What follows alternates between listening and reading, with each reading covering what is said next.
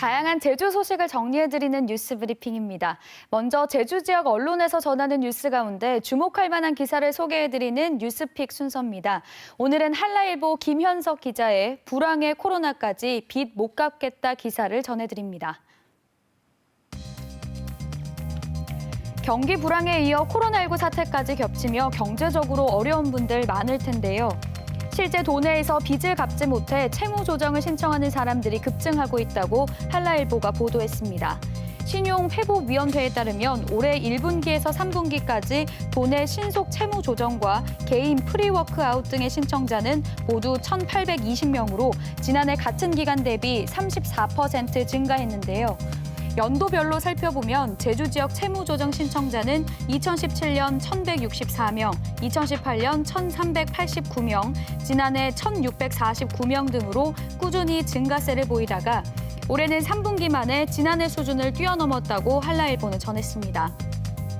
최근 지속된 경기 불황에 이어 올해 코로나19 사태 등으로 자금난이 심해지면서 빚을 갚지 못하는 소상공인 등이 급증하고 있는 것이 원인으로 지목되는데요. 채무조정 신청자 가운데는 관광산업과 건설 경기 침체로 인해 건설, 식당, 일용직, 자영업자 등의 상담 문의가 증가 추세를 보이고 있는 것으로 파악되고 있습니다. 기사에서는 코로나19 사태가 내년까지 장기화될 경우 채무조정 신청자가 급증할 수도 있다는 신용회복위원회 관계자의 우려도 덧붙였습니다. 코로나19 장기화 상황에 빚도 갚기 어려워진 서민들의 상황을 전한 한라일보 김현석 기자의 보도를 오늘의 뉴스픽으로 전해드렸습니다. 영산강유역환경청이 내일 서귀포시 남원읍에서 멸종위기 2급 애기뿔 소똥구리 300마리를 방사합니다. 축산 환경 변화와 중산간 개발 등으로 멸종위기에 처한 애기뿔 소똥구리를 인공 증식을 거쳐 자연으로 돌려보내는 방식으로 개체수 늘리기가 시작된 건데요. 오늘 시사용어 사전에서 애기뿔 소똥구리에 대해서 알아보겠습니다. 애기뿔 소똥구리는 딱정벌레목 소똥구리과 곤충으로 제주도를 포함한 우리나라 전역에서 널리 분포하며 과거 목초지에서 흔히 볼 수 있었습니다. 몸 길이는 1.3에서 1.9cm 정도로 수컷의 이마에는 뿔이 있고 딱지 날개에는 세로로 가늘게 패인 줄이 나 있는 게 특징인데요.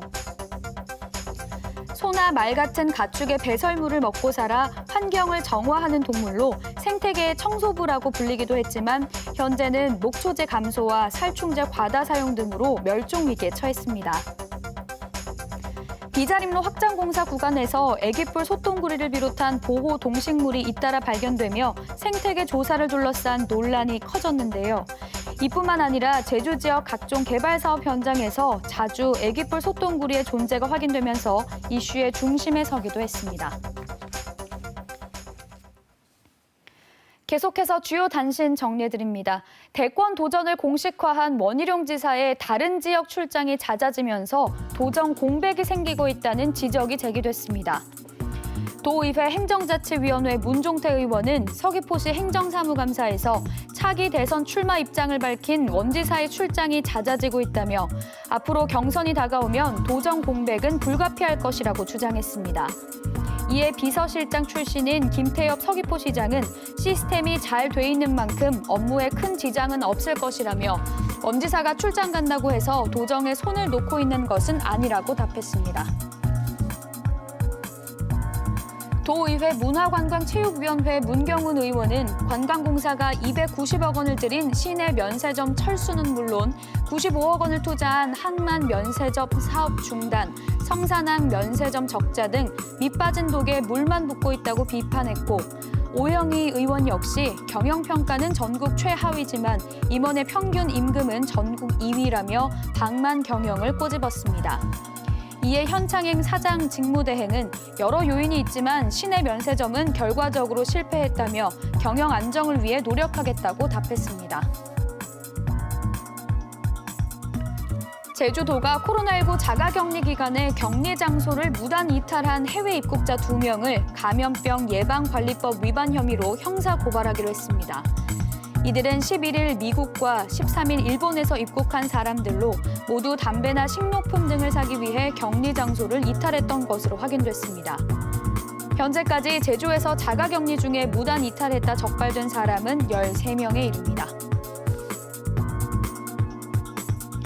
제주해양경찰서는 오늘 오전 6시 45분쯤 제주시 우도 북쪽 27km 해상에서 29톤급 통영선적 근해 연승어선의 56살 선장이 사라졌다는 신고가 접수돼 수색에 나섰다고 밝혔습니다.